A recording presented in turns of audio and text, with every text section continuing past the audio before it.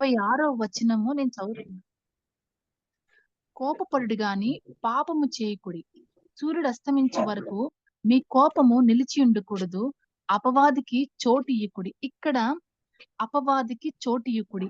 ఎప్పుడు అపవాదికి చోటిస్తాము అంటే కోపము సూర్య అస్తమం వరకు నిలిచి ఉంటే అపవాదికి చోటిస్తున్నామని అక్కడ రాసుంది మాట. పైన ఏమని చదివామంటే నీ ప్రతివాదితో నీవు త్రోవలో ఉండగానే త్వరగా వానితో సమాధాన పడము. లేని ఎడల ఒకవేళ నీ ప్రతివాది నిన్ను న్యాయాధిపతికి అప్పగించును. ఇవన్నీ అండి మనము దేవుని రాకడ కొరకు సిద్ధపడుతున్నాము. దేవుని కొరకు అందరం వెయిట్ చేస్తున్నాం. కానీ ఈ చిన్న విషయాలు అంటే ఏంటంటే మనము సమాధాన పడకపోవడం వల్ల చాలా అంటే ఒక ఒక డిజాస్టర్ లాగా జరుగుతుందన్నమాట. ఎందుకు అంటే మనము అంటే కోపపడి ఆ సమాధాన స్థితిలో లేనప్పుడంట అపవాదికి చోటిస్తున్నామని చెప్తున్నాడన్నమాట. అపవాదికి చోటిచ్చినప్పుడు ఆ అపవాదే మనల్ని విమర్శకు తీసుకెళ్తుంది.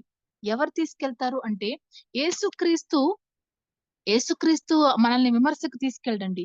అపవాది మాట. ఇదిగో మన మీద నేరము మోపుతున్న అపవాది అని ఉంటుందన్నమాట. మన మీద ఎవరు నేరం మోపుతారంటే అపవాదే నేరం మోపుతాడు. సో, ఇక్కడేంటి అంటే అపవాదికి చోటియొద్దు అంటున్నాడన్నమాట. అంటే ఆ కోపపడి అక్కడ సూర్యాస్తమం లోపల మనము క్షమించలేని హృదయంతో అలాగే కోపం కంటిన్యూ అవుతుంటే అపవాది వచ్చేస్తాడు అని చెప్తున్నమాట. అపవాది కంటే మనమే చోటిస్తున్నాం. ఎక్కడంటే మన లోపలికి రావడానికి మనమే చోటిస్తున్నాం. ఏ వ్యక్తి కూడా అపవాదితో కలిసి పరలోకంలోకి వెళ్ళలేడు కదండీ! సో, మనం ఏంటంటే మన రాకడికి సిద్ధపడాలి అని అనుకుంటున్నాము. ఇలాంటి విషయాలు మాట. అంటే ఒక బిటర్‌నెస్ ఒక చేదైన హృదయంతో, ఒకరి మీద కోపంతో అది ఇంట్లో వాళ్ళ విషయం కానివ్వచ్చు. కొంతమంది పేరెంట్స్‌తో ఒక ఒక ఒక అంటే అలా క్షమించలేని హృదయంతో ఉంటారు. లేకపోతే అత్త వాళ్ళతో, లేకపోతే ఆడపడుచులతో, లేకపోతే సిస్టర్స్‌తో ఏదో ఒక రిలేషన్‌లో కానీ, లేకపోతే మనము వర్క్ చేసే ప్లేస్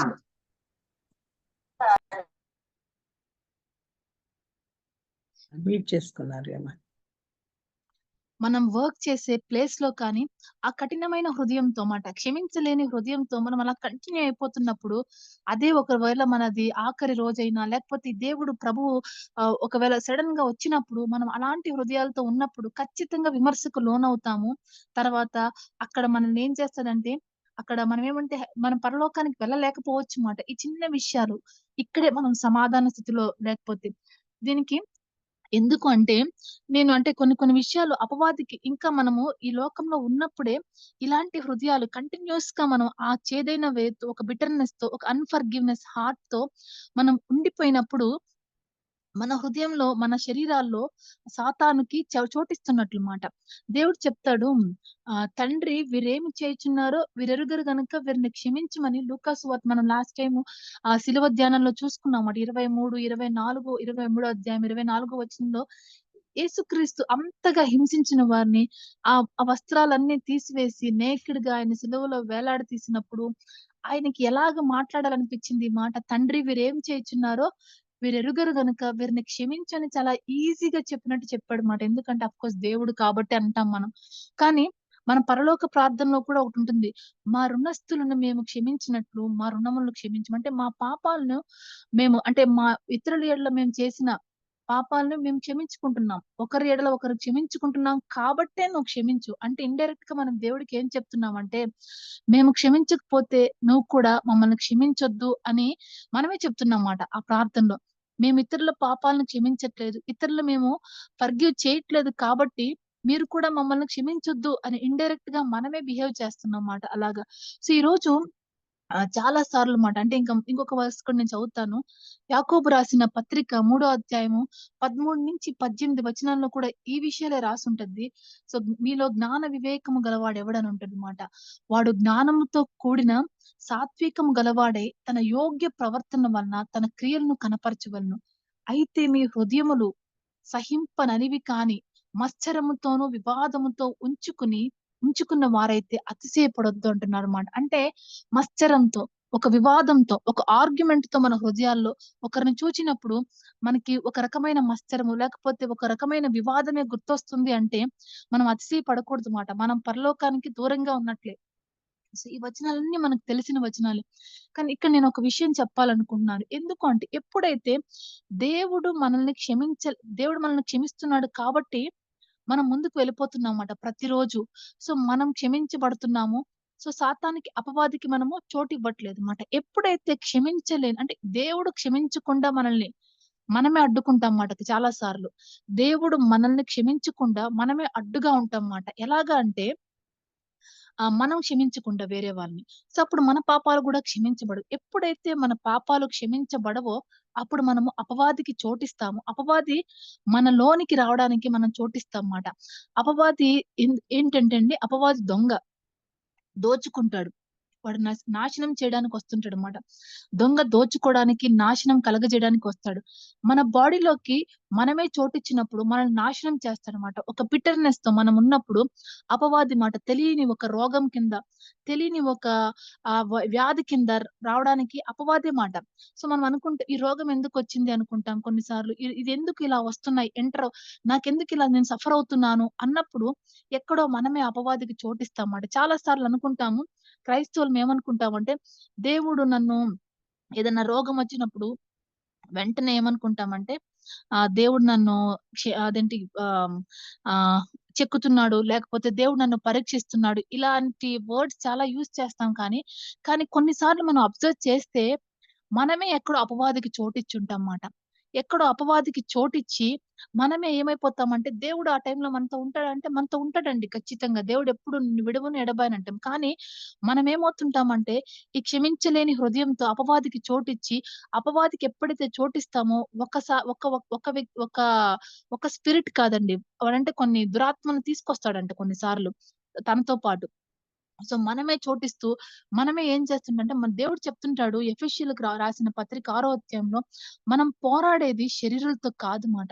దురాత్మ సమూహాలతో. ఎప్పుడైతే మనము ఇలాంటి అన్‌ఫర్‌గివ్‌నెస్ హార్ట్‌తో ఉంటామో, ఒక అపవాదికి చోటిస్తాం. అపవాదికి చోటిచ్చినప్పుడు అది కొన్ని కొన్ని సార్లు మనల్ని కొన్ని ఒక పెయిన్‌ఫుల్ కండిషన్స్ గుండా తీసుకెళ్తుంటదన్నమాట. నేను ఎగ్జాంపుల్ చెప్తాను. ఒకసారి నాకు కూడా ఇలాగే జరిగింది. నేను 2015లో గవర్నమెంట్ అంటే నేను ఇంతకుముందు అసిస్టెంట్ ప్రొఫెసర్‌గా శ్రీకాకుళంలో వర్క్ చేశాను.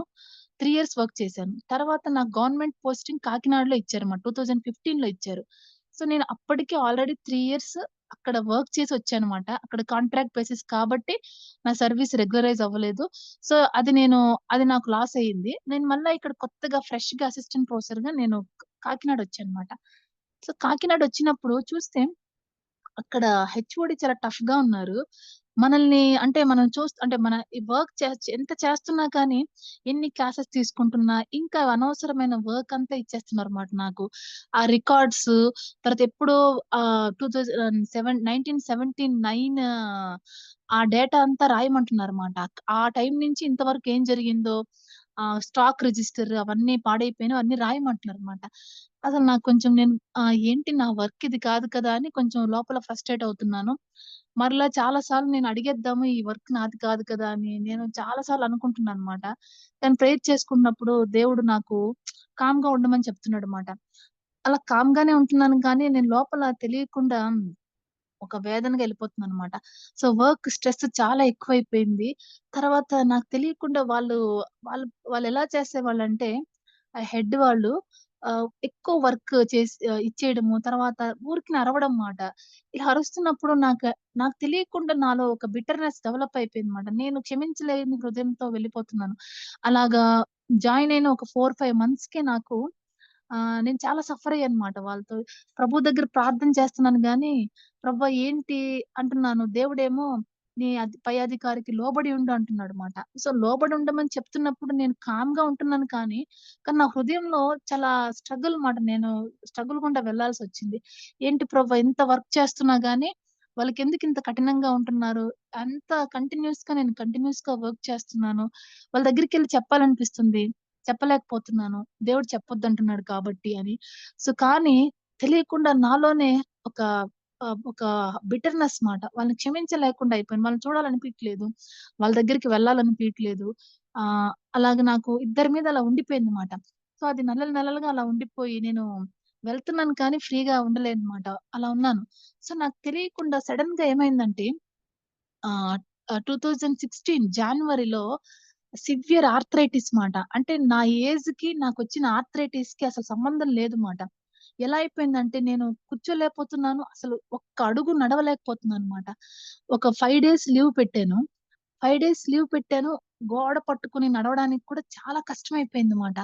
అప్పుడు నేను అడుగుతున్నాను ప్రభువుని, ఎందుకిలా అయిపోయింది నాకు? ఇంత ఘోరంగా అసలు నడవలేకపోతున్నానేంటి? ఇంత సివియర్ ఆర్థరైటిస్ ఎలా వచ్చింది? అని నేను అడుగుతున్నాను, ప్రార్థిస్తున్నాను దేవుడిని. కానీ నేను హీల్ అవ్వలేకపోతున్నానన్నమాట. చాలా పెయిన్‌ఫుల్‌గా ఉంది. అసలు అసలు ఎందుకొచ్చిందో నాకు తెలీదుమాట. నేనప్పుడు ఆ టైంలో దేవునితో ఉన్నాను. ప్రార్థిస్తున్నాను. దేవుడు ఆ టైంలో నాకు ఒక సాంగ్ గూడా ఇచ్చాడన్నమాట. అంటే దేవునితో ఉంటున్నాను. పరిశుద్ధాత్మ దేవుడు నన్ను ఆదరిస్తున్నాడు. అంతా బానే ఉంది. కానీ తగ్గట్లేదు మాట ఇక్కడ. నేను దేవుడి దగ్గర రిపెంట్ అవుతున్నాను గానీ, ఏ విషయం రిపెంట్ అవ్వాలో నాకు తెలియలేదు. కానీ అప్పుడు దేవుడు నాకు ఒక సాంగ్ కూడా ఇచ్చాడన్నమాట. అంటే ఆ సాంగ్ చూసినప్పుడు ఎలా అనిపిస్తదంటే, దేవుడు నాతో ఉన్నాడు కాబట్టి నన్ను శ్రమల గుండా పంపిస్తున్నాడేమో అని ఉంది గానీ, అసలు అది అనవసరంగా అనిపించిందన్నమాట. ఆహ్, ఆ పెయిన్ వల్ల నేనేమి నేర్చుకోవట్లేదు. నాకేమి అనిపియట్లేదు. చాలా సార్లు ఏమనుకుంటామంటే పెయిన్ నన్ను సరిచేస్తుంది. పెయిన్ నన్ను దేవుని స్వరూపంలోకి మారుస్తుంది అని చాలా విషయాలు నేను అనుకునేదాన్ని చాలా సార్లు. కానీ ఆ టైంలో నాకు చాలా బాధొస్తుందన్నమాట. ఇంత నొప్పి గుండా ఎందుకు వెళ్తున్నాను అని. ఆహ్, అని అనిపిస్తుంది. ఆ పాట గూడా చాలా అంటే ఆ దేవుడి నుంచే వచ్చిన సాంగ్ మాట. నన్ను స్వస్థపరచు నా యెహోవా అని ఒక 2 లైన్స్ పాడతానండి అది.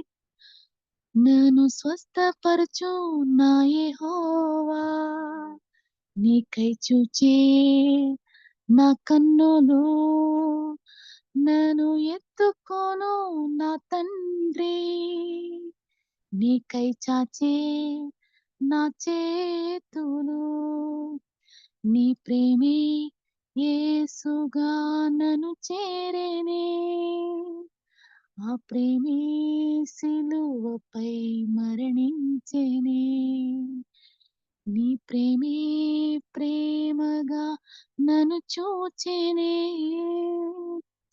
ఆ ప్రేమే నన్ను నీ దరి చేర్చెనే నన్ను స్వస్థపరచు నా యెహోవా నీకై చూచి నా కన్నులు అలాగా ఆ సాంగ్ దేవుడిచ్చాడండి. నా పాపమెంత ఘోరం ఆహ్, అని అలా కొన్ని వర్సెస్ అన్నీ ఇచ్చాడన్నమాట.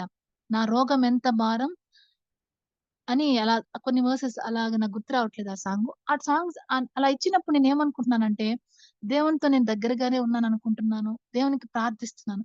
కానీ నేను ఈ విషయాన్ని డీల్ చేయట్లేదన్నమాట. నాలో ఉండే ఆ బిటర్‌నెస్ లేకపోతే ఆ కోపము అంటే నేనెక్కువ వర్క్ చేయడం వల్ల నాకిలా అయ్యింది. ఇలా అనుకుంటున్నాను గానీ, నేను లోపల చాలా పెయిన్ గుండా వెళ్తున్నానన్నమాట. అస్సలు ఇంత కూడా నడవలేకపోతున్నాను. అసలు ఒక అడుగు అలా వేయలేకపోతున్నానన్నమాట. 5 డేస్ లీవ్ అయిపోయింది. అయినా గాని తగ్గలేదు. ట్రీట్‌మెంట్ తీసుకున్నాను. అయినా గాని తగ్గలేదు. సో, ఒకసారి నేను సడెన్‌గా ఒక చర్చ్‌కి వెళ్ళానన్నమాట. చర్చ్‌కి వెళ్ళినప్పుడు అక్కడ ఒక స్పెషల్ స్పీకర్‌ని పిలిచారుమాట. పిలిచినప్పుడు ఆయన మామూలుగా ప్రార్థన చేస్తూ మామూలుగా మాట ఆయన చాలా ఎక్కువ ఒక స్పెషల్ స్పీకర్ 1 డే అంతా కంటిన్యూయస్‌గా ఆ చర్చ్‌లో సండే వచ్చాడుమాట ఆ రోజు. ఆయన ఒక మాట అన్నాడుమాట. ఇక్కడ కొంతమంది వ్యక్తులు నాకు కనిపిస్తున్నారు. ఆయన ప్రార్థిస్తూ ఇలా అంటున్నాడన్నమాట. కొంతమంది వ్యక్తులు నాకు కనిపిస్తున్నారు.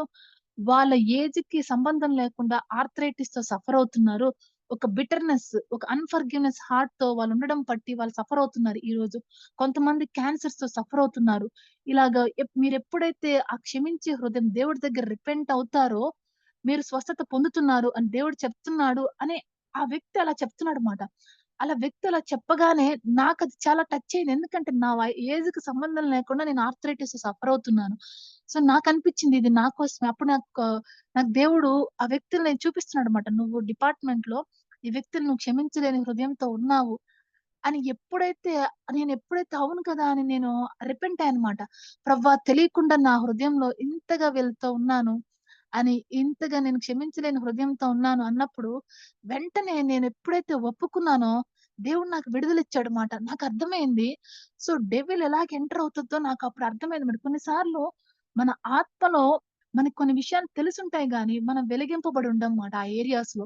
ఎందుకు నేను సఫర్ అవుతున్నానో నాకర్థమైంది. మనం అపవాదికి ఇక్కడ ఎఫెసీయులకు రాసిన పత్రికలో కోపపడుడు గాని, పాపము పాపము చేయకుడి. సూర్యుడు అస్తమించు వరకు మీ కోపము నిలిచి ఉండకూడదు. అపవాదికి చోటియ్యకుడి. ఎప్పుడైతే నేను అపవాదికి నేనే చోటిచ్చాను, అది నాలో ఎంటర్ అయ్యి నన్ను సఫర్ చేయడానికి ఎక్కువ సార్లు మనము ఈ పాట పాడతామండి. 'శిల్పి చేతిలో శిలను నేను అనుక్షణము నన్ను చెక్కుము' అంటాం. అవునండి. దేవుడు మనల్ని కొన్ని శ్రమల గుండా అలౌ చేసినప్పుడు మనం ఆయన స్వరూపంలోకి మారతాము అనేది కొంత మట్టుకు కరెక్టే కానీ, అంత కరెక్ట్ కాదు మాట. మనల్ని స్వరూపంలోకి మార్చేది ఎవరు అంటే, పరిశుద్ధాత్మ దేవుని వెలిగింపు మట్టుకే మనల్ని ఆయన స్వరూపంలోకి మారుతుంది గానీ, ఒక శ్రమ ఎక్కువ రోజులు ఉండడం పట్టి దేవుడికి దూరమైపోతారండి చాలా మంది. ఎందుకు నేను సఫర్ అవ్వాలి? కానీ శ్రమ వెనకాల దేవుడు కాదు పనిచేసింది. చాలా సార్లు దురాత్మ మనల్ని మనము చోటిస్తున్నాం కాబట్టి ఒక అన్‌ఫర్‌గివ్‌నెస్ హార్ట్‌తో మాట. ఇక్కడ దేవుడే చెప్తున్నాడు. మనం పోరాడేది దురాత్మ సమూహాలతో. అది మనల్ని కాన్స్టెంట్‌గా దాడి చేయాలని చూస్తుందన్నమాట. మన దేహము దేవుని ఆలయం అంతే. దేవుడే ఉన్నప్పుడు మనం కంప్లీట్‌గా ఫ్రీగా ఉంటాం.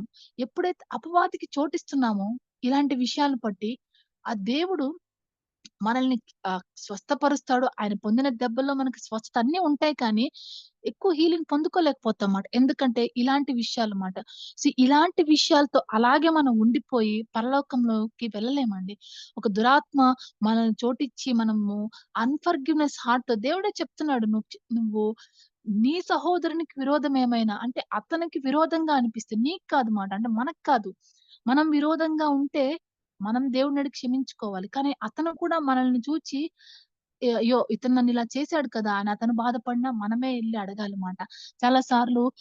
చాలా సార్లు మనం ఎగోయిస్టిక్‌గా ఉంటామండి. అంటే చాలా మనము చిన్న వాళ్ళ దగ్గరికి మనం ఎలా వెళ్తాము? నేను క్షమించమని ఎలా అడుగుతాను?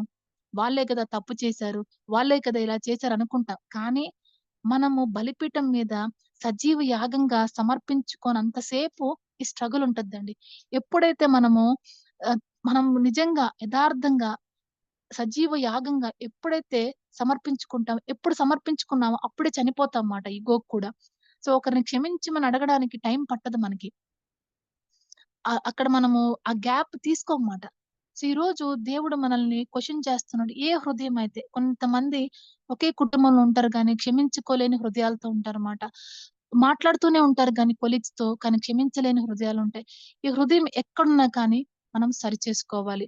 సో, ఈ ఈ వాక్యము అంటే ఈ విషయంలో మనం సరిచేసుకోవాలండి. ఇదేంటి అంటే క్షమించ క్షమించబడాలి అనేది మాట. మనం క్షమించబడాలి. ఇతరులను మనం క్షమించాలి. మనకి సమాధానంతో ఆయన రాకడ కొరకు మనం వెయిట్ చేయాలి. నేను ఇంకొక విషయం గూడా మనం దేవుని రాకడ సిద్ధపాటు విషయంలో ఇంకొకటి గూడా నేను చెప్పాలనుకుంటున్నాను.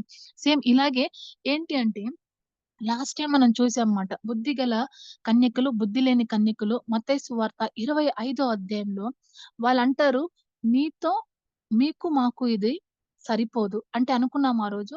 మీకు మాకు సరిపోదు. అంటే ఆ ఆర్గ్యుమెంట్‌ని మనము చేసే కన్వర్జేషను మనం కట్ చేయాలి.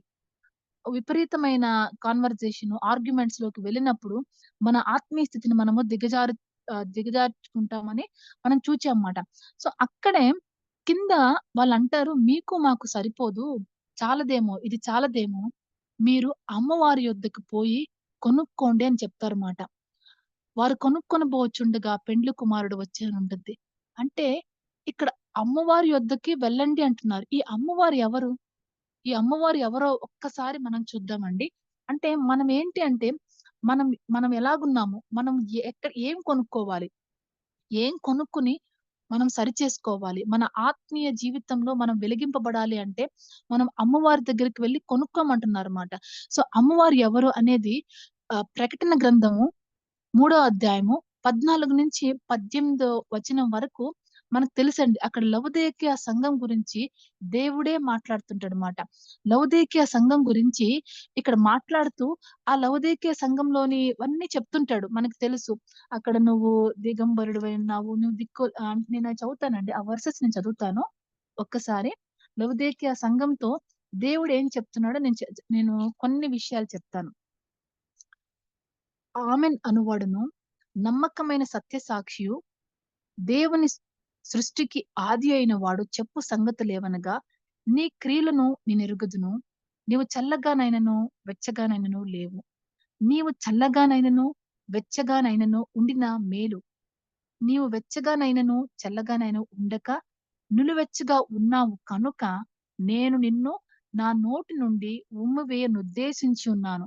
ఇది ఎవరికి చెప్తున్నాడంటే అన్యజనులకి కాదండి. దేవుడు సంఘానికే చెప్తున్నాడు మాట. నీవు దౌర్భాగ్యుడువు, దిక్కుమాలిన వాడువు, దరిద్రుడువు, గుడ్డివాడవును, దిగంబరుడువై ఉన్నావని ఎరుగక నేను ధనవంతుడును, ధనవృద్ధి చేసి ఉన్నాను. నాకేమీ కొదవలేవని చెప్పుకొనుచున్నావు అని దేవుడు లవొదికయ సంఘంతో చెప్పుచు, నీవు ధనవృద్ధి చేసుకొనున్నట్లు అగ్నిలో పుటము వేయబడిన బంగారమును, నీ దిశముల సిగ్గు కనపడకుండునట్లు ధరించుకొనుటకు తెల్లని వస్త్రములను, నీకు దృష్టి కలుగునట్లు నీ కనులకు కాటుకను నా యొద్ద కొనమని నీకు బుద్ధి చెప్పుచున్నాను అంటున్నమాట. ఇక్కడ మీరు అక్కడ వాళ్ళేమన్నారంటే మీరెళ్లి కొనుక్కోండి అంటున్నారు. దేవుడు ఏం చెప్తున్నాడంటే, ఎవరు చెప్తున్నాడంటే ఎవరి దగ్గర కొనమంటున్నాడు అంటే, ఆమెన్ అనువాడును, నమ్మకమైన సాక్షియు, దేవుని సృష్టికి ఆది అయిన వాడు చెప్పుచున్నాడంట. ఏమని? నా యొద్ద కొనండి అని. ఏం కొనమను ఏమి కొనమంటున్నాడంటే, బంగారమును కొనమంటున్నాడు, తెల్లని వస్త్రములను కొనమంటున్నాడు, కంటికి కాటుక కొనమంటున్నాడు మాట. అంటే ఇక్కడ ఒక్కసారి మనం ఆగి చూస్తే, బంగారము అంటే ఇక్కడ దేవుడు ఏం చేస్తున్నాడంటే, నిన్ను శోధించిన తర్వాత నువ్వు సువర్ణంగా మారుతావు అంటున్నాడు. బంగారం దేనికి గుర్తు అంటే, ప్యూరిటీ గుర్తు మాట. హోలీనెస్‌కి గుర్తు. అంటే ఈ స్పిరిచ్యువల్ రిచెస్ అంటారన్నమాట. బంగారం దేనికి గుర్తు అంటే ఆత్మీయంగా మనము ఆత్మలో ఆలోచిస్తే బంగారము స్పిరిచ్యువల్ రిచ్‌నెస్ మాట. అంటే మన ఏమంటారు ఆత్మీయ ఏమంటారు ధన వృద్ధి బంగారానికి గుర్తు మాట అది. అంటే ఏంటి అంటే ఇప్పుడు నేను ఒక వర్స్ ని చదవాలనుకున్నానండి. 1 కొరింథీ 1 అధ్యాయము 5, 6 వచనాలు ఇలా రాసుంటుంది మాట. అంటే 1 కొరింథీ 1 అధ్యాయము 5, 6 వచనాల్లో ఒక ఒక విషయం నేను చదువుతానండి. చదవమంటారు. చదవండి. అక్క చదవండి. క్రీస్తును గూర్చిన సాక్ష్యము మీలో స్థిరపరచబడినందున ఆయన యందు మీరు ప్రతి విషయంలోనూ అనగా సమస్త ఉపదేశములోను సమస్త జ్ఞానములోను ఐశ్వర్యవంతులైతిరి గనుక ఐశ్వర్యవంతులైతురు. అంటే ఇక్కడ దేని గూర్చి అంటే దేవుడు బంగారము అంటున్నాడు. నా దగ్గర కొనండి అంటున్నారు. ఏం కొనమంటున్నారంటే ఇక్కడ ఐశ్వర్యవంతులైతిరి అంటున్నారు. దేని విషయంలో ఐశ్వర్యవంతులంటే క్రీస్తుని గూర్చిన ఉపదేశములోను, క్రీస్తుని గూర్చిన జ్ఞానములోను మీరు ఐశ్వర్యవంతులు. ఇక్కడ దేవుడు ఏం కొనమంటున్నాడంటే క్రీస్తుని గురించిన జ్ఞానం మాట మీకు దగ్గర లేదు.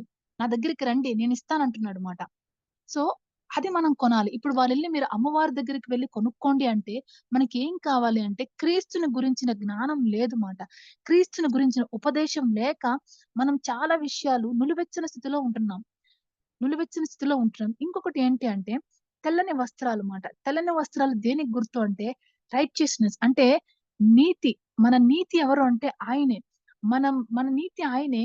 కానీ, మనము నీతిమంతులుగా తీర్చబడినప్పుడు దేవుడు ఏం చెప్పాడంటే ఆహ్, అంటే ఈ తెల్లని వస్త్రాలు దేనికి గుర్తు అంటే పాపాన్ని జయించడాని విక్టరీ ఓవర్ సిన్. ఇది గుర్తు మాట తెల్లని వస్త్రము. సో, ఇప్పుడు తెల్లని వస్త్రాలు ఎవరు ధరించుకుంటారంటే మనకు తెలుసు. అది ఈ ప్రకటన గ్రంథంలోనే రాసుంటుంది. 7 అధ్యాయము 13, 14 వచనంలో ఇలా ఉంటుందన్నమాట. ఏమని ఉంటుందంటే గొర్రెపిల్ల రక్తములో వస్త్రములు ఉన్నవారు వాటిని తెలుపు చేసుకున్నారంట. ఈ ఈ అంటే జనసమూహం అంతా ఈ తెల్లని వస్త్రము ధరించుకున్న వారు ఎవరు అని అడుగుతుంటారన్నమాట. అడుగుతున్నప్పుడు అక్కడ చెప్తుంటారు వీరు గొర్రెపిల్ల రక్తంలో తమ వస్త్రమును ఉతుక్కొని వాటిని తెల్లగా చేసుకున్నారంట. అంటే ఈ వస్త్రాలు తెల్లని వస్త్రాలు దేనికి గుర్తు అంటే పాపము లేని స్థితి మాట. నీతి. నీతి అంటే ఏంటి అంటే మనము ఈ లోకంలో ఎన్ని నీతి కార్యాలు జరిగించినా అంటే మొత్తం బైబిల్‌లో ఎన్ని నీతి కార్యాలు చెప్పినా గాని, ఆ నీతి కార్యాలు ఒక్కటి గూడా తప్పకుండా మనం బైబిల్ మొత్తంలో ఉండే నీతి కార్యాలు జరిగించి, యేసు రక్తంతో కడగబడినప్పుడు ఖచ్చితంగా మనము మనదంతా మురికి గుడ్డల్లా కనిపిస్తుందంటనమాట. మనం ఎలా కనిపిస్తామంటే ఎంత నీతి చేసినా గాని మొత్తం అందుకే మాట కొంతమంది చాలా మంది భక్తి పరులుంటారు అన్ని జనుల్లో. చాలా నీతిగా జీవిస్తారు. కానీ వారు దేవుడి ముందర నీతిగా కనిపించలేరు. ఎందుకు అంటే యేసు రక్తం చేత వారు కడగబడి ఉండరమాట. కానీ మనం ఇక్కడ మనం ఏమనుకుంటున్నాం సంఘంలో ఉన్నాము. యేసు రక్తంతో కడగబడ్డాం అనుకుంటాం. కానీ చాలా విషయాలు మనము మన స్వనీతితో ఉంటాం మాట. నేనిలా చేస్తున్నాను కాబట్టి నేను దేవుని దగ్గర నిలబడతాను. తెలియకుండా మాట స్వనీతి మనలో వస్తదన్నమాట. ఇంతగా నేనున్నాను కాబట్టి నేను దేవుడు నన్ను రిజెక్ట్ చేయడనుకుంటాం. కాదు మాట. మనం ఒక్క విషయం పట్టే మనము ఆ తెల్లని వస్త్రాలు మనకొస్తాయి. ఏంటి అంటే గొర్రె పిల్ల రక్తములో మన వస్త్రములు కడుక్కున్నప్పుడు మట్టుకే మనము ఆహ్, మనం తెల్లని చేసుకోగలుగుతాం మాట. సో, ఇక్కడ దేవుడంటున్నాడు ఇది కూడా ఎవరిస్తారంటే ఆయన రక్తంలో మనం కొనబడ్డాం. అందుకే అంట నా దగ్గరొచ్చి కొనుక్కోమంటే, ఆయన రక్తం ద్వారా మనం కొనబడ్డాం మాట. వెల ఇచ్చి ఆయన కొనుక్కున్నాడు. సో, మీరు నా దగ్గరికి రండి అంటున్నాడు మాట. అది ఎంతో ఫ్రీగా ఉంది. అంటే చాలా సార్లు కొన్ని మనము ఓవర్ లుక్ చేస్తాం మాట. దేవా ఇవి ఇవి క్షమించాలి అని దేవుని రక్తంలో కడగబడాలి అనేది మర్చిపోతుంటాం. మన తలంపుల్ని మనం కడుక్కోవాలి. మన ఆలోచనలు పాపపు తలంపులు, పాపపు ఆలోచనలు మన హృదయం అన్నిటికంటే మోసకరమైనది, ఘోరమైన వ్యాధి గలదని చెప్పినప్పుడు ఆ హృదయంలో నుండి వచ్చేదంతా ఏంటి అంటే, ఇలా లోపల నుంచి వచ్చే వాటి వల్లే మనుషులు అపవిత్రమవుతాడని చెప్తున్నాడన్నమాట దేవుడు. సో, ఇలాంటి విషయాలు మాట దేవుడు మనల్ని ఆయన రక్తంతో కడగబడాలి అంటున్నాడన్నమాట. ఇలా కడగబడకుండానే మనం చాలా సార్లు నీతిమంతుల్లాగా మనం చర్చిలో కనిపించొచ్చేమో, అలాంటి వారిని దేవుడు ఉమ్మ వేస్తానంటున్నాడు. ఇంకొకటి ఏంటి అంటే కాటుక మాట. కాటుక ఏంటి అంటే అది ఆహ్, క్లియర్‌గా మన విజన్ క్లియర్‌గా ఉండడానికి కాటుక యూజ్ చేస్తారు యాక్చువల్‌గా. కానీ దేవుడు నీ కన్నుల కాటుక అంటే నేను ఒక వర్స్ నేను చదవాలనుకున్నానండి. ఎఫెసీయులకు రాసిన పత్రిక ఒకటో అధ్యాయంలో, ఒకటో అధ్యాయంలో నేను చదువుతానండి. ఎఫెసీయులకు రాసిన పత్రిక ఒకటో అధ్యాయంలో ఇలా ఉంటుందన్నమాట. 17, 19 వచనాలు కలిసి ఉన్నాయి. మరియు మీ మనోనేత్రములు వెలిగింపబడినందున ఆయన మిమ్మును పిలిచిన పిలుపు వలనైన నిరీక్షణ ఎట్టిదో, పరిశుద్ధులలో ఆయన స్వాస్థ్యం యొక్క మహిమైశ్వర్యం ఎట్టిదో, ఆయన క్రీస్తునందు వినియోగపరిచిన బలాతిశయమును బట్టి విశ్వసించు మన యందు ఆయన చూపుచున్న తన శక్తి యొక్క అపరిమితమైన మహి మహాత్యం ఎట్టిదో మీరు తెలుసుకొనవలనని మన ప్రభువైన యేసు క్రీస్తు యొక్క దేవుడైన మహిమా స్వరూపియగు తండ్రి తన్ను తెలుసుకొనుట యందు మీకు జ్ఞానమును ప్రత్యక్షతయు గల మనస్సు అనుగ్రహించినట్లు.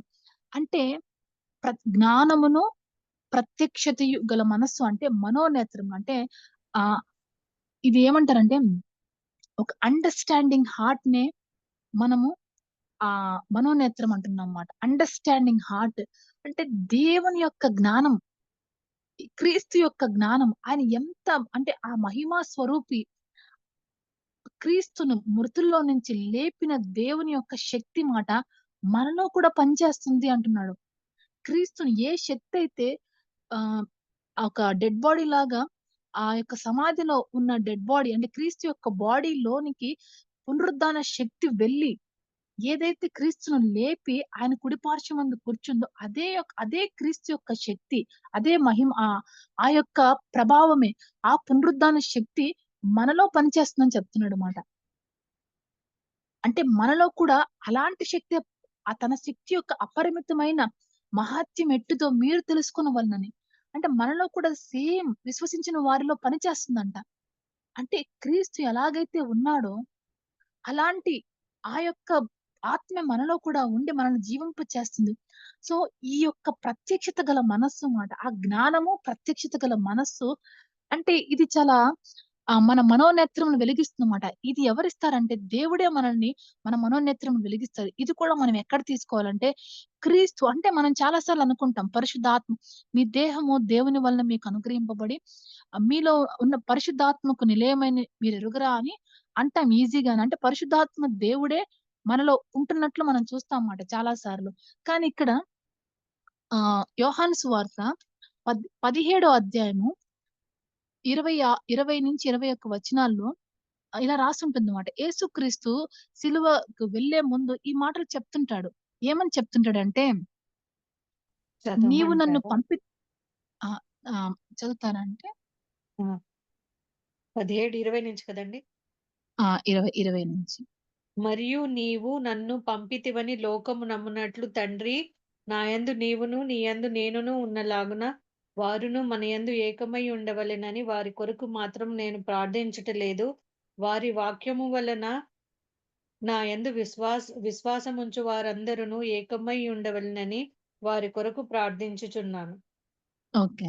థాంక్స్ అక్క. ఇక్కడేంటి అంటే దేవుడు మనం అనుకున్నాము పరిశుద్ధాత్మకు నిలయం అని ఒకటే చూస్తున్నామాట.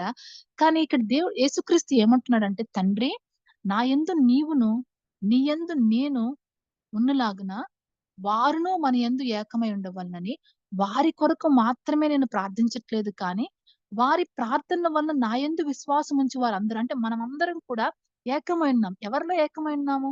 తండ్రితో ఏకమై ఉన్నాము, క్రీస్తుతో ఏకమై ఉన్నాము, మనలో నివసించే పరిశుద్ధాత్మ. అంటే మనలో తండ్రి, కుమారుడు, పరిశుద్ధాత్ముడు ముగ్గురు ఉన్నారన్నమాట. అంటే మనం అనుకుంటాం సెపరేట్‌గా లేము అని ఒక దేవుడు ఇక్కడ చెప్తున్నాడు మాట. మనం ఏకమై ఉన్నాం మాట. క్రీస్తులో మనం ఏకం. ఇది చాలా అంటే ఒక గ్రేటెస్ట్ ట్రూత్ ఏంటి అంటే, మనలో పరిశుద్ధాత్మ దేవుడే కాదు, తండ్రి, కుమారుడు మనమందరం ఏకమై ఉన్నాం. అంటే నాకు అనుగ్రహించిన వారు ఏకమై ఉన్నారంటున్నారన్నమాట. ఎప్పుడు అంటే, ఎప్పుడో అంటే పరలోకంలో యేసుక్రీస్తు వచ్చినప్పుడు కాదండి. ఇప్పుడే అంటున్నాడన్నమాట. మనమందరం ఏకంగా ఉన్నాం. ట్రినిటీలో అంటే తండ్రి, కుమార, పరిశుద్ధాత్మలో మనం కూడా ఒక నాలుగో వ్యక్తిలాగా మనం అందరం ఉన్నామని ఒక గొప్ప రివల్యూషన్ మాట. దేవుడు చెప్తున్నాడు. అందుకని మీ మనోనేత్రములు వెలిగించబడాలి. మనం చూడట్లేదు మాట. మనం ఎలా చూస్తున్నామంటే ఎప్పుడు కూడా తండ్రి అక్కడున్నాడు, క్రీస్తు అక్కడున్నాడు, పరిశుద్ధాత్ముడు మనలో ఇప్పుడున్నాడు, మనతో ఉన్నాడు. ఇలా అనుకుంటున్నాం గానీ మనందరం ఏకమై ఉన్నాము. ఈ గొప్ప విషయం అంటే చాలా సార్లు నా జనులు జ్ఞానం లేక నశిస్తున్నారంటమాట. మనం చాలా సార్లు పాపంలో ఉండిపోవడానికి మనము దేవునికి అతి సమీపంగా వెళ్ళలేకపోవడానికి కారణం ఏంటంటే, మనం చాలా దూరంగా చూస్తున్నాం మాట ఆయన్ని. కాదు. మనము ఆయనలో ఏకమై ఉన్నాం మాట. సో, మన జీవము ఆయనలో ఉంది. క్రీస్తుతో కూడా దాచి పెట్టబడి ఉంది. మనల్ని ఆయన ఆయనతో పాటు మనల్ని చూస్తున్నాడు మాట. సో, ఇది చాలా అంటే ఈ విషయాలు మనకు అర్థమైనప్పుడు ఎప్పుడైతే మనము దేవుని గురించిన జ్ఞానము, ప్రత్యక్షత గల మనస్సు ఎప్పుడైతే వస్తుందో, క్రీస్తుని గురించిన జ్ఞానం వల్ల ఐశ్వర్యం అంటే ఇది ఎప్పుడైతే మాట అలాంటి అంటే బంగారం లాంటి క్రీస్తు యొక్క జ్ఞానము ఎప్పుడైతే మనము ఆ యొక్క యేసుక్రీస్తు రక్తం ద్వారా కడుక్కుని తెల్లని వస్త్రాలు ధరించుకుని ఆహ్, ఆహ్, అంటే ఆ మనోనేత్రములు వెలిగింపబడి ఎప్పుడైతే మనం ఉంటామో, అప్పుడు దేవుడు మనల్ని అంగీకరిస్తున్నాడని చెప్తున్నాడన్నమాట. వీటిని బట్టి అంగీకరిస్తున్నాడు. సో, ఇలాంటి ఆలోచన కలిగి మనం అంటే ఏంటంటే, చాలా సార్లు మనం చర్చెస్‌లో ఉన్నప్పుడు నిలువెచ్చని స్థితిలో మాట. క్రైస్తవం ఎలాగంటే, మనం అన్నీ ఉన్నాయనుకుంటాం. కానీ మనకి క్రీస్తు గురించిన జ్ఞానం లేదు మాట. ఆయన ఏం చేశాడో సిలువలో, సిలువలో మనల్ని ఏం చేసి మనల్ని ఎంత విక్టోరియస్‌గా పాపమును జయించి ఎందుకంటే అందుకనే మొదటి యోహాను అందులో ఉంటాడన్నమాట. అందులో ఏమని రాసుంటాడంటే, ఈ మాట చాలా అంటే టఫ్ అనిపిస్తది. చ చ అంటే చదువుతుంటే కూడా ఇది చాలా టఫ్ కదా అనిపిస్తది మాట. ఆ వర్స్ నేనెప్పుడు చదివినా కానీ, ఇది చాలా అంటే కష్టం కదా అనిపిస్తుందన్నమాట. 1 యోహాను మూడో అధ్యాయంలో ఆహ్, ఏమనుంటుందంటే 9వ వచనంలో ఉంటుందన్నమాట. దేవుని మూలంగా పుట్టిన ప్రతి వానిలోనూ ఆయన బీజము నిలుచును గనుక వాడు పాపము చేయడు. వాడు దేవుని మూలముగా పుట్టినవాడు కనుక పాపము చేయ జాలడు అంటున్నాడన్నమాట. ఎంత క్లియర్‌గా ఇక్కడ చెప్తున్నాడంటే పాపము చేయ జాలడు అంటున్నాడు. కానీ చాలా సార్లు మనం ఒక్కసారి మనం పరీక్షించుకున్నప్పుడు అనేక విషయాలు మన తలంపులు, ఆలోచనలు మనల్ని రూల్ చేస్తూనే ఉంటాయన్నమాట. పాపపు ఆలోచనలు. మరి ఇది ఎక్కడ జరుగుతుందంటే క్రీస్తుని గురించిన జ్ఞానం మాట. ఆ ప్రత్యక్షత గల మనస్సు ఏదైతే ఈ మృతుల్లో నుంచి ఆ పునరుద్ధాన శక్తితో క్రీస్తును లేపిన శక్తి మనలో కూడా పని చేస్తున్నప్పుడు మనం పాపము చేయ జాలమాట. పాపం చేయ జాలమాట. అది మనకి ఏంటంటే అందుకనే దేవుడిని అడగాలి. ప్రభువా నాలో నా నా మొత్తం నా శరీరం మొత్తంలో ఎక్కడ నీకు వ్యతిరేకంగా, ఎక్కడ నీకు ఆయాసంగా ఏ విషయాలైతే మనం మనుషుల పట్ల గాని, లేకపోతే మన హృదయంలో తలంపులు, ఆలోచనలు ఒక అన్‌ఫర్‌గివ్‌నెస్ హార్ట్ కానీ ఏ విషయం మనల్ని దేవుడు రూల్ చేయకుండా అంటే ఆయన రాకుండా మాట కంప్లీట్‌గా మనలో నివసించకుండా ఏది అడ్డుకుంటుందో, క్రీస్తు మనలో ప్రత్యక్ష పరచబడకుండా ఏ విషయాలైతే మనల్ని అడ్డుకుంటూ ఆయన ఉమ్మ వేసేటట్లు చేస్తున్నాయో, కొన్నిసార్లు స్పిరిచ్యువల్ ప్రైడ్ మాట. అంటే ఏంటంటే తెలియకుండా గర్వం మాట. మనం దేవుని విషయాల్లో ఎక్కువగా ఇన్వాల్వ్ అయిపోతున్నప్పుడు తెలియకుండా అయ్యో! నేను దేవుడు నన్ను మట్టుకు విడిచిపెట్టడు అనే విషయంలోకి వెళ్ళిపోతాం మాట. కాదు మాట. విరిగి నలిగిన హృదయాన్ని ఆయన అలక్ష్యం చేయడం ఉందన్నమాట. విరిగి నలిగి ప్రతిసారి మాట విరిగి నలిగిపోయిన హృదయంతో దేవుని యొద్దకు ప్రతిసారి మాట ఆ యొక్క వెళ్ళినప్పుడు ప్రవ్వా కృపను పట్టి నేను రక్షించబడ్డాను అనేది ఒకటి. తర్వాత ఆయన మనలో ఆ రూల్ చేస్తున్న అంటే ఏంటంటే ఆ దేవుని ఆత్మ ఎంత శక్తి కలిగిన ఆత్మ అంటే పాపము చేయజాలన్నమాట మనం. సో అలాంటి శక్తి ఇంకొకటి ఏంటి అంటే ఆ శక్తే లోక ఆశలపైన మనకి మనకు జయాన్నిస్తుందన్నమాట. అంటే మనం నిలువెచ్చని స్థితిలో ఉండిపోయి అంటే చాలా సార్లు లోకాశలన్నమాట. అంటే కొన్నిసార్లు మన పరిస్థితులు అంటే ఎలాగుంటాం మనం ఎలాగుంటామంటే ఈ లోకంతో రాజీ పడిపోతూ ఉంటామాట. లోకంలో వారు వాటి మీద ఆశపడి ఉంటారు. కొన్ని విషయాలన్నమాట. గోల్డ్ కానివ్వండి, లేకపోతే కొన్ని మెటీరియలిస్టిక్ థింగ్స్ కోసం ఆశపడుతూ వెళ్ళిపోతున్నప్పుడు మనం కూడా అవి లేవు, ఇవి లేవు అని ఒక రకమైన మర్మరింగ్ మాట. ఒక గ్రంబ్లింగ్ హార్ట్‌తో ఉంటాం. అయ్యో! నాకు అదుంటే బావుండు, ఇదుంటే అంటే ఇంకా ఏం జరుగుతుంది అంటే మనకింకా క్రీస్తు అర్థం కాలేదు మాట. ఇంకా మనం సజీవ యాగంగా మనం ఇంకా సమర్పించుకోలేదు కాబట్టే ఇంకా మాట నాకు అది కావాలి, ఇది కావాలి. అంటే ఎప్పుడైతే క్రీస్తు అర్థమయ్యాడో అందుకే పౌలుకి క్రీస్తు అర్థమయ్యాడో, సో అందుకని మొత్తం అన్ని పక్కన పెట్టి అన్నిటిని పెంటతో సమానంగా ఎంచుకుంటున్నానని చెప్తున్నాడు. మన పౌరస్థితి పరలోకముంది. పరలోకముందున్నదని మనం చాలా ఈజీగా చెప్తాం కానీ, మన బిహేవియర్ ఎలా ఉంటుందంటే, ఈ లోకంలోనే మనం ఇక్కడే ఉండిపోతామేమో అన్నట్లు మనం బిహేవ్ చేస్తుంటాం మాట. మన మాటలు కానివ్వండి, మనకు తెలియకుండా గర్వంగా మాట్లాడడం కానీ, ఉన్న వాటిని బట్టి అతిశయించడంలో గానీ, సో మనకుండే అంటే మనకి ఎక్కడ అంటే చాలా విషయాలు మాట. ఎక్కడ వేరే ఒకవేళ పిల్లలు అమెరికాలో సెటిల్ అయితే వాళ్ళని బట్టి మనం ఏమన్నా అతిశయిస్తున్నామంటే మన మన మన పరిస్థితి అది కాదు యాక్చువల్‌గా. ఒక గ్రీన్ కార్డ్ హోల్డర్ అయితే దాన్ని బట్టి అతిశయించడానికి లేదు. ఎందుకంటే మన సిటిజన్‌షిప్ ఎక్కడుంది అంటే పరలోకంలో ఉంది మాట. మనం చాలా సార్లు ఈ విషయాన్ని మర్చిపోతూ ఈ లోకంలోనే ఉండిపోతున్నట్లు బిహేవ్ చేస్తుంటాం మాట. సో ఘనంగా కనిపించాలని లేకపోతే ఈ లోక మర్యాదను అనుసరిస్తూ ఉంటాం మాట. దేవుణ్ణి దుఃఖపరుస్తూ దేవుడు మన నిలువెచ్చని స్థితిని చూచి మనం ఊమవేసేటట్లు ఉంటాం మాట. సో ఈరోజు ఆయన మనల్ని హెచ్చరిస్తున్నప్పుడు ఏ స్థితి అయితే, ఏ విషయం అయితే దేవుడికి మనకి మధ్యలో అంటే లోకం ఎక్కడ వచ్చి మనల్ని రాజీ చేస్తుందో, ఆ విషయాలన్నీ సరిచేసుకొని, ప్రభువు మనల్ని చూచినప్పుడు మనల్ని అంగీకరించేటట్లు ఉండాలమాట. ఇది ఏంటి అంటే మనం ఒక తరం ఒక ఎరా అంటారన్నమాట. ఈ ఎరా ఏంటి అంటే లవొదికీయ ప్రతి సంఘంలో ఎలా ఉంటారంటే ఎక్కువ మంది లవొదికీయ సంఘం ఇంకా ఇది లాస్ట్ చివరి సంఘం అంటారన్నమాట. అంటే అందరూ ఇలాగే ఉంటారన్నమాట. మోస్ట్ ఆఫ్ ద చర్చ్ ఎలా ఉంటుందంటే నిలువెచ్చని స్థితిలో అంటే దేవుని ప్రేమ కలిగి ఉంటారు. లోకాన్ని కూడా కలిగి ఉంటారన్నమాట. దేవునిపై ప్రేమ ఉంటుంది. లోకం కూడా వాళ్ళలో ఉంటదన్నమాట. ఇలాంటిదే మాట నిలువెచ్చని స్థితి. అంటే ఒక డ్యూయల్ నేచర్ లేకపోతే హిపోక్రసీ ఒక ద్విమనస్కుల్లాగా మాట. అటు దేవునితో ఉన్నట్టు ఉంటాము. ఇటు లోకంలో ఉంటామాట. ఇలాంటి స్థితి కలిగిన వారిని దేవుడు ఉమ్మివేస్తానంటున్నాడు. కాబట్టి మనము మరలా, మరలా ఒకసారి ప్రభువా నీ రక్తంతో నన్ను మరలా కడగండి. నా నా హృదయాన్ని పరిశీలించండి, పరిశోధించండి. నీకాయాస్కన మార్గం నాలో ఏదైనా ఉందేమో అది తీసివేయండి. రూట్స్‌తో సహా మాట.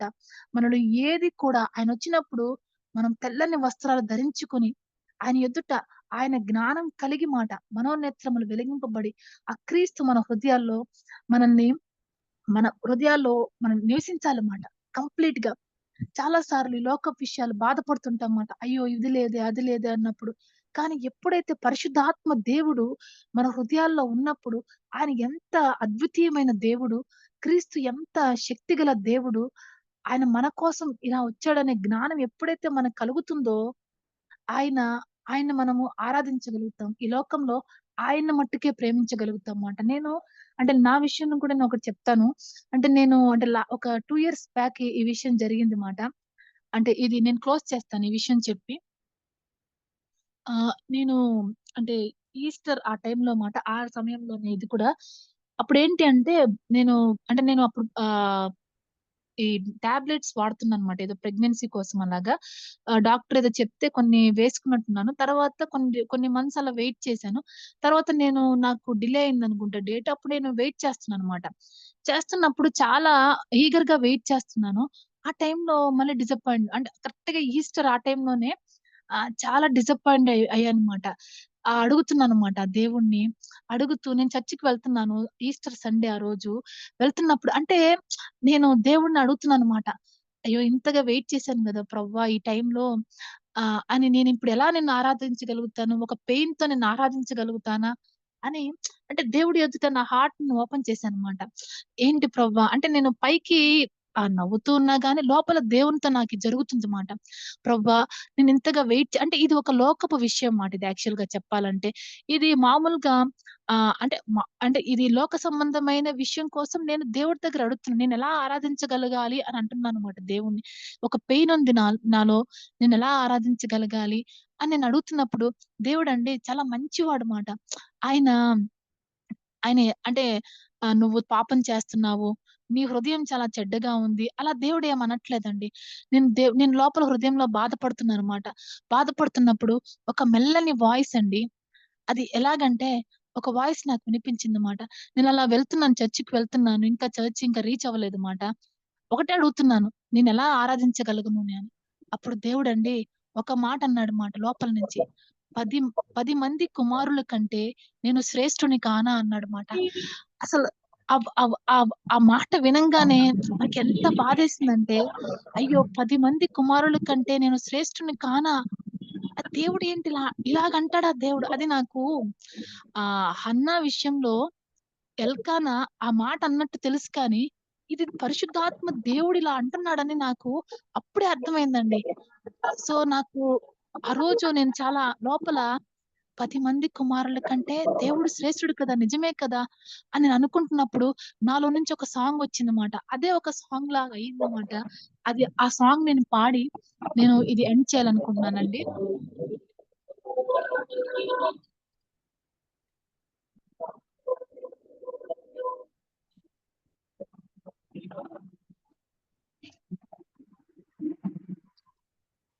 హలో!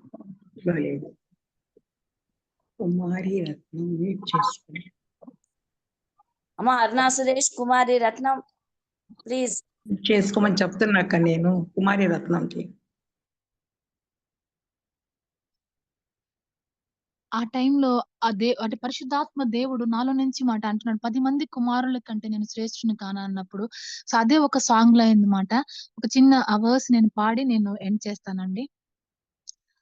హల్లెలూయా హల్లెలూయా హల్లెలూయా హల్లెలూయా హల్లెలూయా హల్లెలూయా హల్లెలూయా హల్లెలూయా 10 మంది కుమారుల కంటే శ్రేష్ఠుడవు విశేషుడవు 10,000లో అతి ప్రియుడా నారాధనకు యోగ్యుడా 10,000లో అతి ప్రియుడా నారాధనకు యోగ్యుడా నారాధనకు యోగ్యుడా నారాధనకు యోగ్యుడా వధింపబడిన దేవుని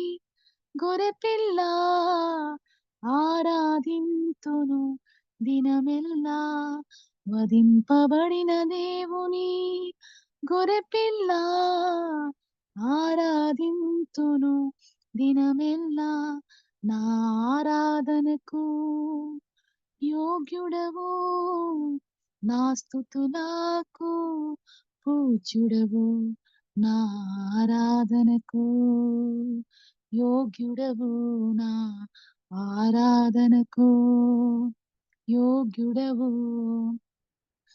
అంటే చాలా సార్లు మనం ఈ లోకపు విషయాల కోసం సర్వ సృష్టికర్త క్రీస్తు యొక్క జ్ఞానం మనకి లేక చిన్న చిన్న మాటికి మాట ఈ లోకంలో ఆ చిన్న విషయాల కోసం మనం హర్ట్ అవుతూ దేవుని హృదయపూర్వకంగా ఆరాధించలేమండి.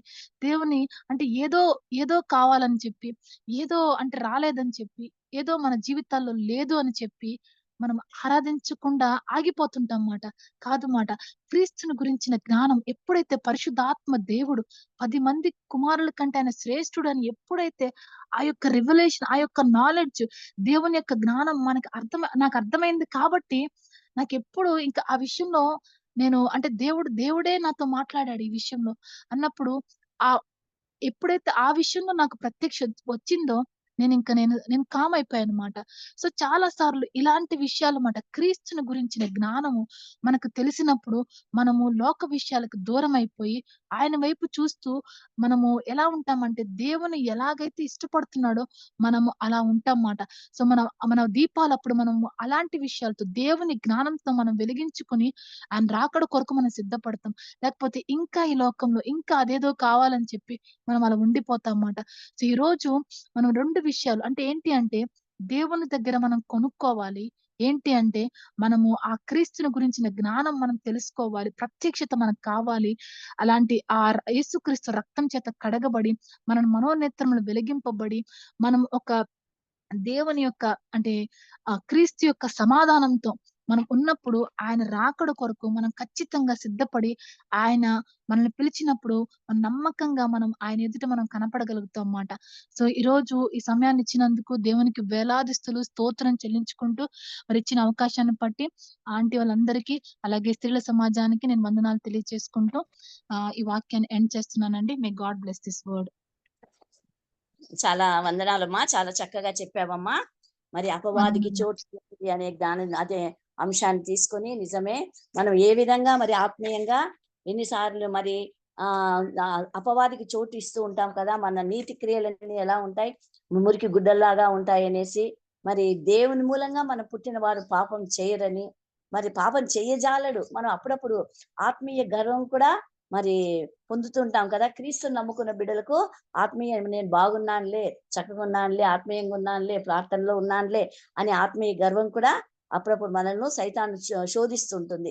వాటికి దూరంగా ఉండాలని, లోక మర్యాదలకు మనం చోటు ఇవ్వకూడదనేసి, మరి ఆ లోకంలో మనం ఈ లోకంలో ఎక్కడ రాజీ పడతామో, మరి కొన్ని విషయాల్లో మనం స్నేహితుల విషయాల్లో ఆ విషయాల్లో మనం రాజీ పడుతూ ఉంటాం కదండి. ఇలా రాజీ పడకూడదని లవోదికయ సంఘాన్ని గురించి కూడా కొన్ని ఎగ్జాంపుల్స్ మరి కుమార్తె చెప్పింది. మరి వెచ్చగా గాని నులివెచ్చగా గాని ఉంటే ఆయన ఉండివేస్తానంటున్నాడు. ఎలాగో మరి కాబట్టి అటువంటి స్థితి లేకుండా క్రీస్తుని గూర్చిన జ్ఞానం రోజు రోజుకు ఇంప్రూవ్ చేసుకోవాలి. క్రీస్తుని గురించిన జ్ఞానం మనకు కావాలి అంటే పరిశుద్ధ గ్రంథాన్ని మనం ఎక్కువగా చదువుతూ ఉండాలి. అమ్మాయి చాలా డీప్ గా స్టడీ చేసిందమ్మా, చాలా చాలా డీప్ గా స్టడీ చేసి ఆత్మీయ అర్థాలు మరి ఆత్మీయ హెచ్చరికలు చాలా బాగా చెప్పింది. మరి క్రీస్తుని గురించిన జ్ఞానం మనం అభివృద్ధి చేసుకోవాలి. మరి తన మంచి ఉద్యోగంలో ఉండి కూడా మరి ఇంత వాక్యాన్ని మరి తను నెమరు వేస్తూ మరి ఎంత డీప్ గా ఆలోచించిందో, చాలా నిజంగానే చాలా డీప్ మెసేజ్ ఇది.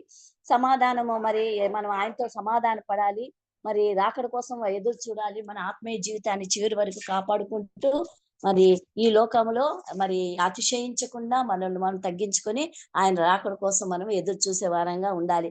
చక్కగా మరి అమ్మా చాలా బాగా చెప్పావురా శైలజ. ఆంటీ వందనాలు ఆంటీ. చాలా బాగా మంచి ఆత్మీయ అర్థాలమ్మా, చాలా బాగా చెప్పారు. దేవుడిని నేను ఆశీర్వదించాలి, నీ కుటుంబాన్ని, నీ ఉద్యోగ ధర్మంలోను ప్రతి చోట నీవు సాక్షిగా ఉండాలని మనస్ఫూర్తిగా కోరుకుంటున్నావమ్మా. దేవుడు నిన్ను ఆశీర్వదించాలిమ్మా. మరి రెండింతల మరి ప్రతి చోట నువ్వు సాక్షిగా ఉండాలి. నీ ఉద్యోగంలో కూడా మరి ప్రతి ఒక్కరు డాక్టర్ శైలజ అంటే అమ్మ ఆమె కాదు ట్రీట్మెంట్ ఇచ్చేది, ఆమెలో ఉండే పరిశుద్ధాత్మ దేవుడు మనకు ట్రీట్మెంట్ ఇస్తాడు. ఆమె మాటలు, ఆమె టచ్ చేస్తే చాలు మాకు జబ్బు బాగైపోతుంది అనే మరి నీ దగ్గరకు వచ్చే పేషెంట్లకు మరి అటువంటి విశ్వాసం కలిగేటట్లుగా దేవుడిని ఆశీర్వదించాలని మనస్ఫూర్తిగా కోరుకుంటున్నానమ్మా. నీ కుటుంబాన్ని దేవుడు అధికంగా వర్ధిల్ల చేయాలని మనస్ఫూర్తిగా కోరుకుంటున్నా. దేవునికి స్తోత్రం అమ్మా. శైలజ వందనాలు. వందనాలు. మరి 20 నిమిషాలు టైం ఉంది అమ్మా. దేవుడు చేసిన మేలు ఏవైనా సాక్ష్యం చెప్తారా? దేవుడు చేసిన మేలులు సాక్ష్యం చెప్తారా ఎవరైనా? 32 మంది ఉన్నారు. ప్రార్థన చేయని వాళ్ళు కూడా 12 గంటల నుంచి ప్రార్థన చేయని వాళ్ళు కూడా ఉన్నారు కదా. మరి తొందరగా చెప్పాలి, టైం వేస్ట్ చేయకూడదు. 5 నిమిషాలు ఉపయోగించుకోండి.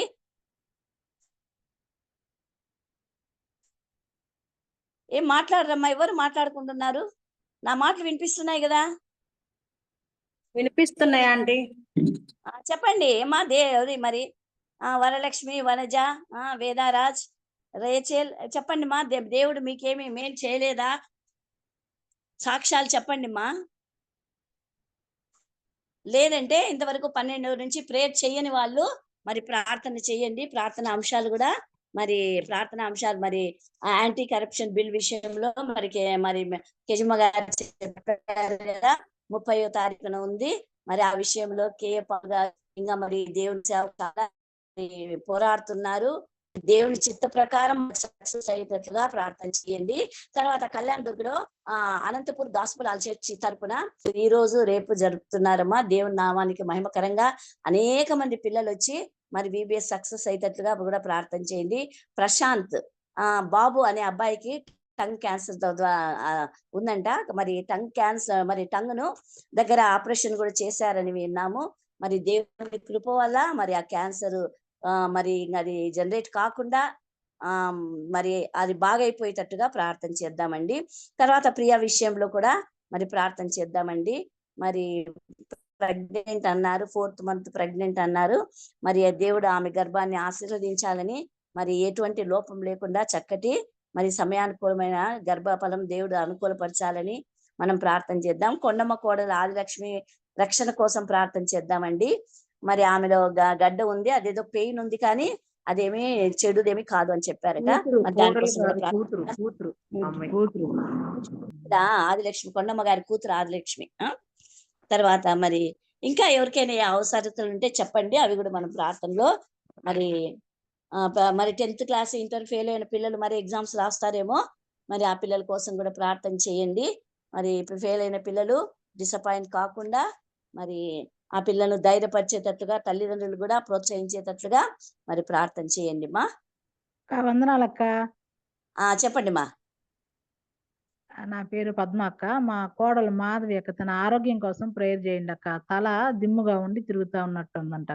మా పద్మ కోడలు మాధవి తలనొప్పితో బాధపడుతోంది, తల తిరిగినట్లుగా ఉంది. అంటే యాక్సిడెంట్ అయింది అక్క ఒకసారి. డిసెంబర్ లో యాక్సిడెంట్ అయినప్పుడు తలకి కొంచెం ప్రెస్ అయింది. వాళ్ళ తల దిమ్ముగాను తిరుగుతున్నట్లుగా, అట్లా లో బీపీ, కొంచెం బాడీ పెయిన్స్ తో బాధపడుతుంది అక్క. తర్వాత మా అబ్బాయి శాలిం రాజు అక్క, తను దేవుళ్ళు ఆత్మీయంగా ఎదగాలని ప్రేయర్ చేయండి అక్క.